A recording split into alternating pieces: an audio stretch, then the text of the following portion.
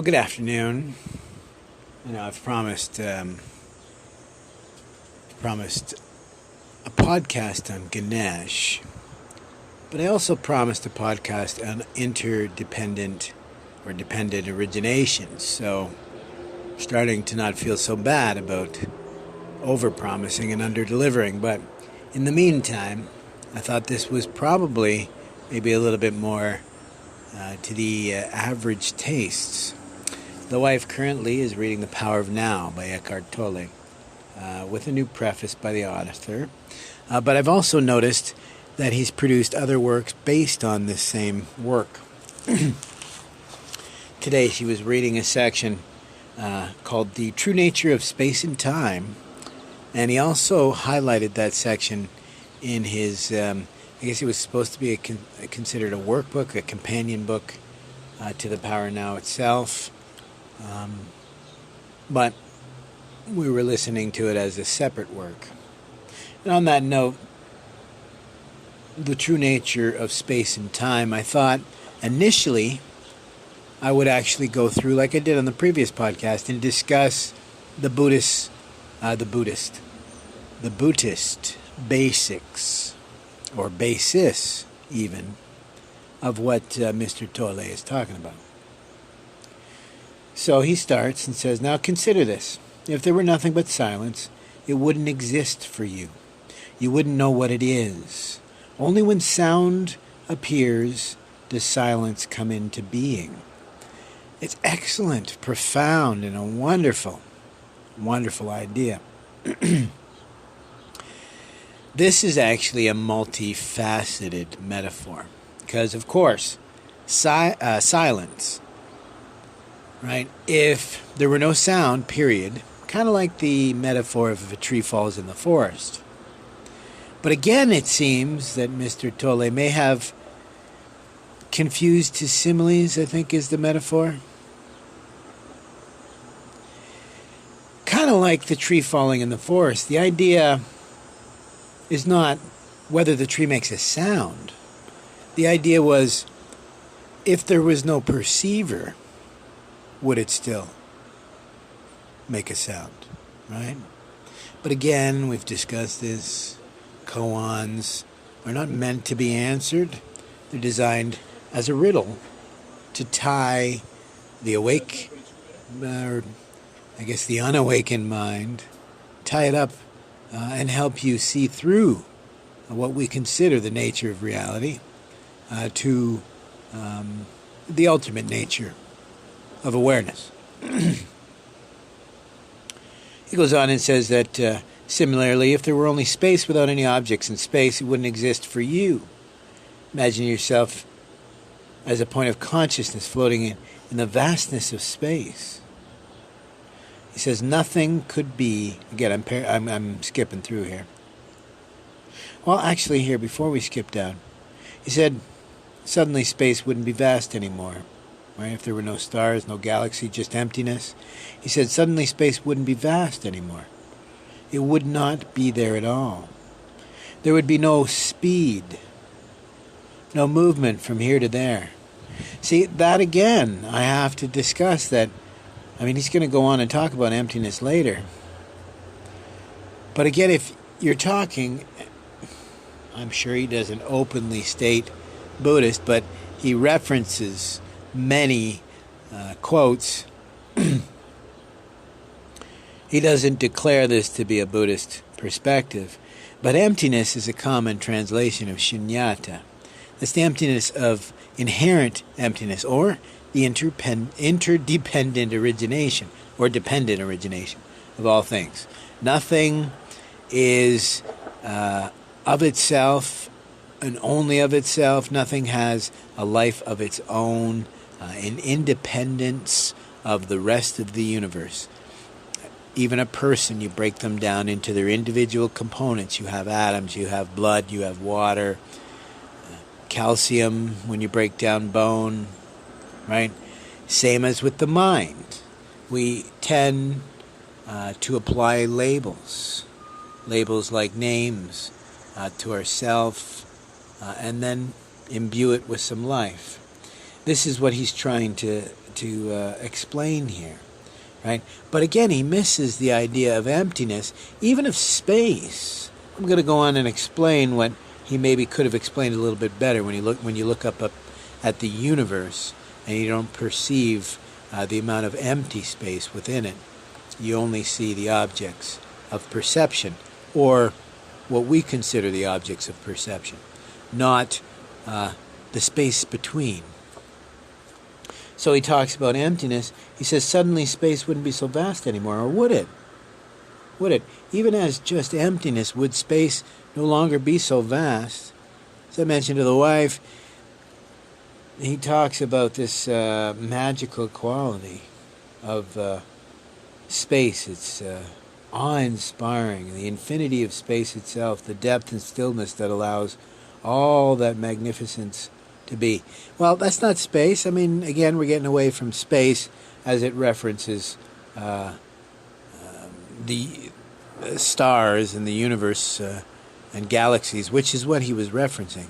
If we're talking about the universe or space as the space between you and I and all things, surely, yeah, we can reference it as God, as we discussed in a previous podcast, right? The miracle, the magic, or just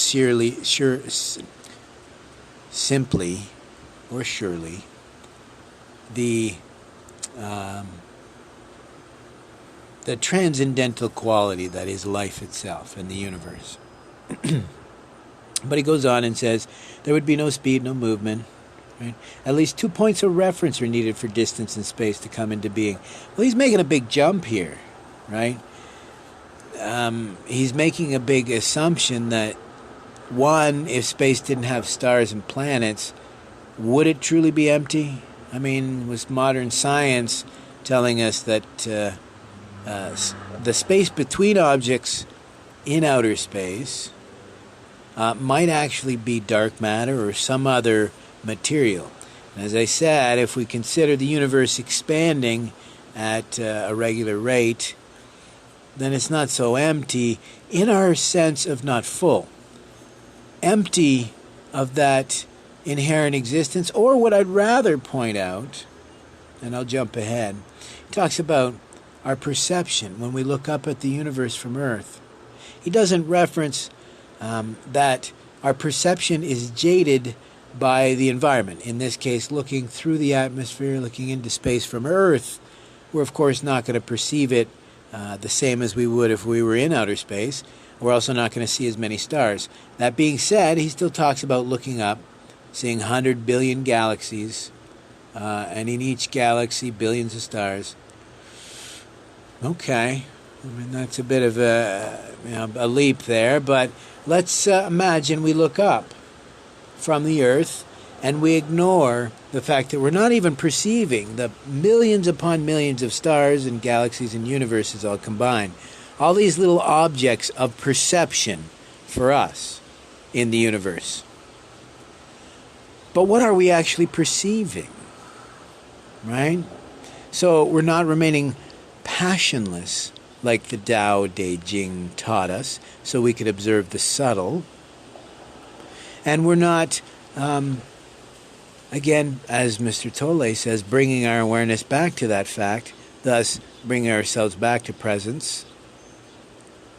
And we're not using our intent, right, or our insight to see when we fail, or at least when we lax in our discernment or our effort. But I'll jump back a little bit, and he talks about nothing could be without space, yet space is nothing. So once again I'll say, no. Nothing could be without the perceiver and the perceived, truly. Now, if we're talking space again, the space between objects, we're not talking about something that is actually empty. We're talking about the space between perceived objects. So once again, I'll go back to the universe. When we look up at the universe from Earth, we are distracted, right, by our passions, by the fancy lights. We're distracted, and we see only some of the perceivable objects. Now, perceivable, as I said, there could be the atmosphere in the way, so we don't see all of the stars. But again, the space between those stars, isn't it funny that in our arrogance of never having first-hand experienced it, because no human has, what is the space between objects in outer space? Is it truly empty? Or is it possibly made up of some material that we are unable, unwilling, or yet unlearned enough to perceive, right? So he talks about that space and all things are only manifested once perceived. And once again, I do need to argue that just like the Tao taught us, non-being is the birth of heaven and earth. Why? Because it predates all objects. Kind of like the Heart Sutra that teaches us that before we were born and before we were jaded, deluded into believing this birth and death and rebirth cycle is all there is, we were one with the universe, that Tathagata Garbha, that's the thatness store, that Buddha nature, as it's sometimes called, the Atman, the self, the universal self, the transcendent self, the infinite self, Brahman nature. Right? Once again, I go back and I say, just because we don't perceive something, does it make it non-existent? I go back to probably one of my very first, I used to call them moments of clarity. Moments of satori, or moments of samadhi, or just clear light, insight or vision, as the Tibetans call, or just simply awareness, or an understanding of a truth. I was sitting in a cafeteria in a mall, and all the hubbub, the cacophony surrounding me, just having begun reading a new copy of the Tibetan Book of the Dead. This new copy contained additional material beyond just what Ivan Wentz had translated, but also looking at the document itself, the Tibetan Book of the Dead, or it's the natural liberation in the between states, talking about these important bardos. We've talked about this many times. The 6 states, right? You have your 3 states in life and your 3 states in the between. All is important, but none more so than our own state, how we guard it, right? Because all of those states are once again given birth by the mind, but also wholly controlled and, of course, managed by our minds. And he goes on and he talks about, once again, all the manifest things and what was created, he says, by God to accommodate the universe. He says space is no thing, so it was never created. Again, I don't know if that's a confusion of maybe the Heart Sutra, for example, just to simplify Buddhism, because again, I said he doesn't declare this to be Buddhist philosophy, it's his own, but I'm just trying to understand it from the quotes and the references he makes. So when he says, where did it come from? Was it created by God to accommodate the universe? Of course not. Space is no thing, so it was never created. Well, so let's talk about this. I want to remind us that in many, many traditions, God is simply the word that we use for this majesty that is this universe, this sum that's greater than the whole of all the parts that we perceive. So I also take, I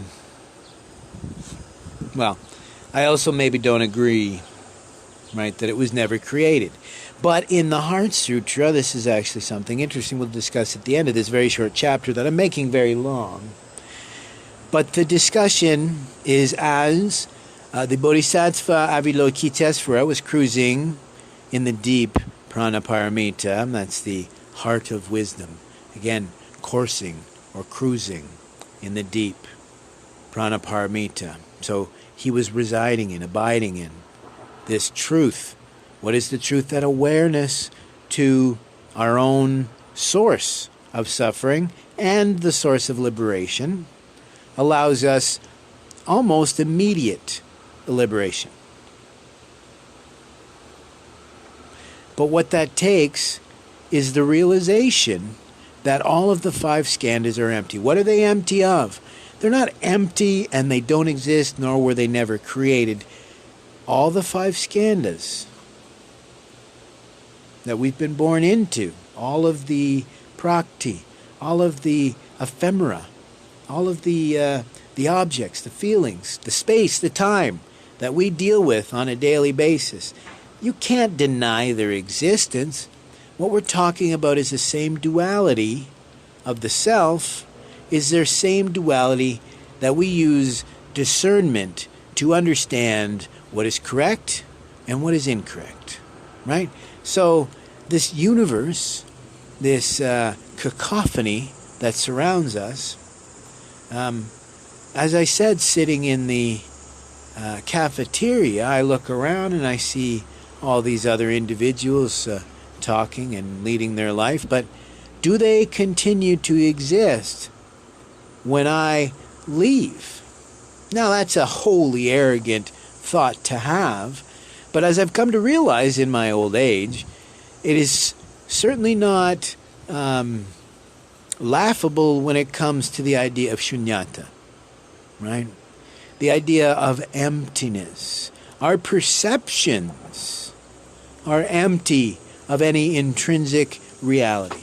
So when I get up and leave the cafeteria and I bring my awareness away from their existence, they no longer exist in my perceptions. Therefore, for me, wholly, of course, they don't exist, right? But as the Heart Sutra says, as the Bodhisattva Avalokitesvara is cruising in the deep prana paramita, and he saw that all 5 skandhas were free of inherent existence, or that dependent origination, thus empty. All ills and suffering never came into existence. They were never born, right? So there's that confusion, right? So space is no thing, as he says. So was it ever created? He goes on and says, go out on a clear night, look up at the sky, the thousands of stars you can see with the naked eye are no more than an infinitesimal fraction of what is really there. And he says, as I said, 100 billion galaxies. And, you know, he says each galaxy an island universe with billions of stars. Yet what's more awe-inspiring is the infinity of space itself, the depth and stillness that allows all that magnificence to be. Now that's once again when I go back to and say this spirit, not unlike when I say I would worship the Lord of Compassion. I'm worshiping that universal boundless energy of compassion. I'm not worshiping an individual. So the same here, right? What is more awe-inspiring than the depth and the stillness that allows all this magnificence to be? Of course, absolutely. Nothing could be more awe-inspiring and majestic than the inconceivable vastness and stillness of space. And yet, what is it? Emptiness, vast emptiness. Well, nothing could be more awe-inspiring and majestic than the inconceivable vastness and stillness of space. I argue it's that ability we have, discernment, to see the difference between when we're swept up and swept away by that vastness versus perceiving it for what it is. So once again, I would argue he may have missed an excellent opportunity to explain how you can use this as an example of what we're talking about. When you look up, in spite of not perceiving the many, many thousand times more stars and galaxies, rather than looking up and seeing every single star in the universe and then just falling in awe at this vastness of all these stars in these universe, rather than looking up and seeing the emptiness between those stars, and actually the awe-inspiring fact that that is truly awareness, right? If you look up, and Mr. Tolle says, well, you're only seeing a fraction of the stars, and yet you still are in awe at this vast, vast, infinite space, right? So we're still absolutely inspired by something that just seems beyond comprehension, and yet it's even further than that, beyond our ability to comprehend. And yet, once again, he missed that opportunity to explain, yet you see all them stars and you perceive the universe as so vast and so infinitesimal, and it makes you feel so small, yet we're all missing. There's far more emptiness in space, but it's not nothing because it's space between the objects. We've given it a name, even if there isn't that dark matter between. As he says, by the nature of strictly giving it a name, we're interacting with it and giving birth to it. In the Abhidharma, we consider that birth of a citta. Every thought, every emotion, every sight, every sound can give birth to a new mind, and again actually fades away. He says what appears to us as space in our universe, perceived through the mind and the senses, is the unmanifested itself, externalized. It's the body of God, and the greatest miracle is this, that stillness and vastness that enables the universe to be is not just out there in space. It is also within you. When you are utterly and totally present, you encounter it as the still inner space of no mind. Within you, it is vast in depth, not in extension. Spatial extension is ultimately a misperception of infinite depth, an attribute of one transcendental reality. Oh, that's a bunch to unpack there. But so what appears to us as space in our universe, perceived through our mind and our senses, is the unmanifested itself, externalized. That makes no sense, but okay, whatever. Absolutely, the external that we perceive with our senses is actually, in the end, just recreated in the mind, kind of like a telephone game, right? He said, he saw, she said, right? But I don't get that from his first sentence there, right? Arguably, we do give birth, right, to feelings and thoughts and emotions, and he actually separates those from what we're talking about here. So he's actually talking about perceived objects in space itself.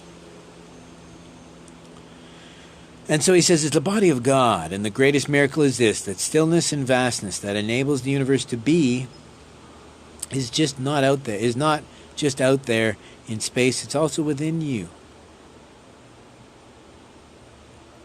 It's ridiculous. I mean, it's almost to say he's missing the point here, right? Objects of the universe are not born of our mind. Our perception, our volition, our consciousness, and how we relate to them, certainly. But to say that all things are mind-created externally, I don't know. Obviously, I'm misunderstanding what he means by that, right? Right? That stillness and vastness that enables the universe to be is not just out there in space. It is also within you, right? I mean, unless he just simply means, like I've always said, that duality of the self, right? That the ego itself is both the reason why we don't see our ability to liberate ourselves from suffering, and at the same time it is the main tool that we would use for liberation. So when he says, when you are utterly and totally present, you encounter it as the still inner space of no mind, right? So pretty sure that's what he's trying to say. He's equating this focus, the training of the mind, and becoming the charioteer, and that experience of possibly feeling no-mindedness, which it seems, at least to me, surely practitioner, but I don't know if I would say that no mind is possible, right? Nothing is permanent, surely. The idea flows from, what's the term they use? No outflows, right?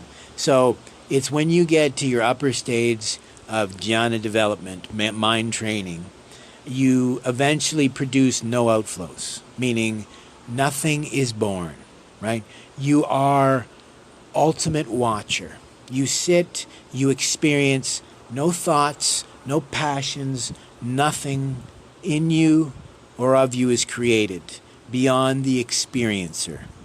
And he goes on and says, within you, it is vast in depth, not an extension. It's vast in depth and not an extension. Yeah, okay, fine. I mean, you're not your external self. You're not your body. You are vast internally because, you begin to plumb these depths. You do see that. Okay, sure. But it was a little opaque, I'll tell you. And he finishes this paragraph with, spatial extension is ultimately a misperception of infinite depth, an attribute of the one transcendental reality. I mean, absolutely what I said initially. Twofold. One, like, the human mind does not like chaos, entropy.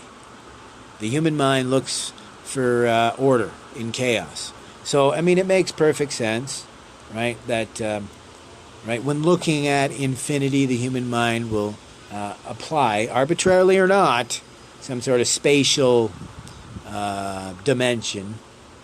And he says, an attribute of the one transcendental reality. Okay, so what's the attribute?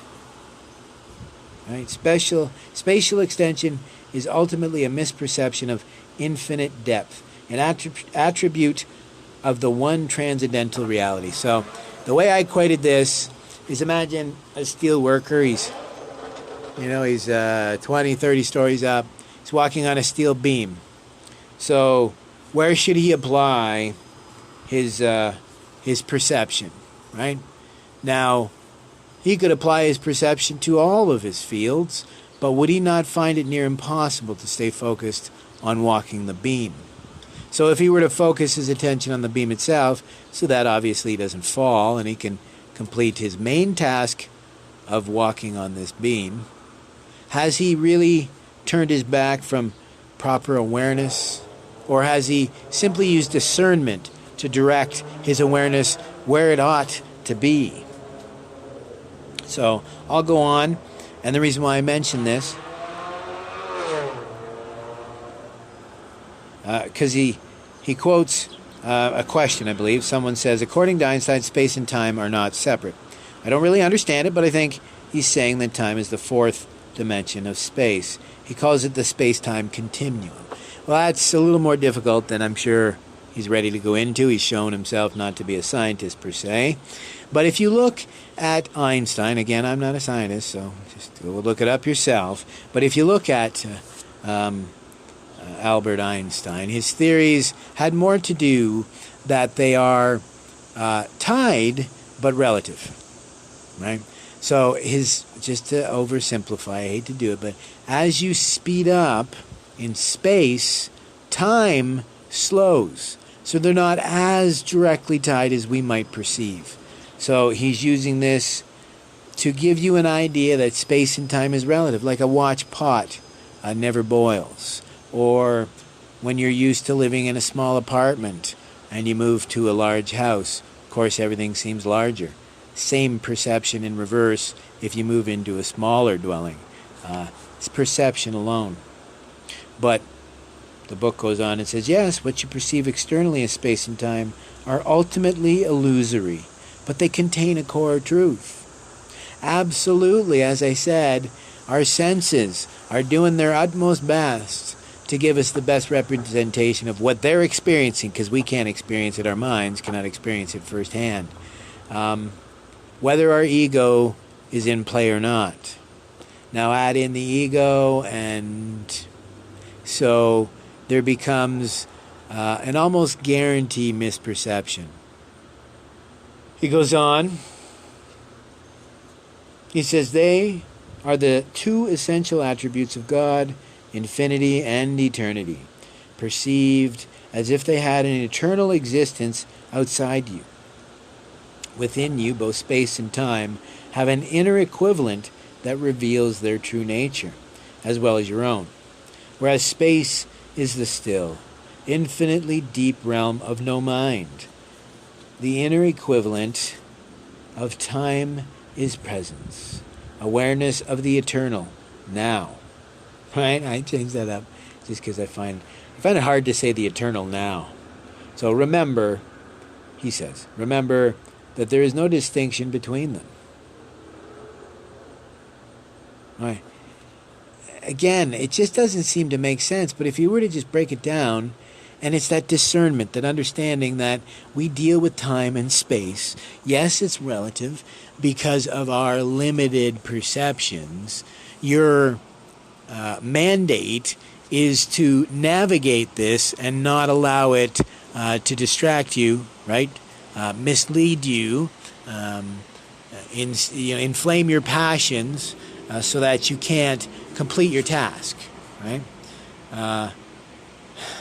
Yeah, I'm just going to move on from that line. But he says, remember that there is no distinction between them. When space and time are realized within as the unmanifested, no mind and presence, external space and time continue to exist for you, but they become much less important. The world, too, continues to exist for you, but it will not bind you anymore.